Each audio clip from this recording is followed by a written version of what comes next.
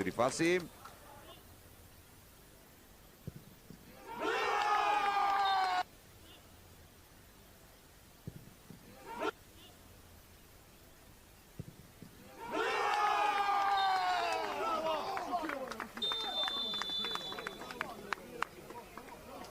Στη φάση.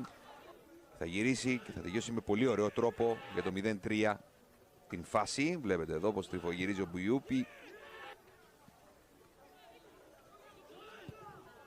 Για το 0-3 και στο 90 στη φάση. Μετά από εκτέλεση φάουλ βλέπετε εδώ χαμηλά, άστοχη απομάκρυση αρχικά, ένα γύρισμα και ο Σάλα με κεφαλιά αφού πάλα κοντράρει και στον Βρόντι. Βλέπουμε εδώ κοντράρει στον Βρόντι και καταλήγει στα χέρια του Κυριάκου. Ξεγελάστηκε.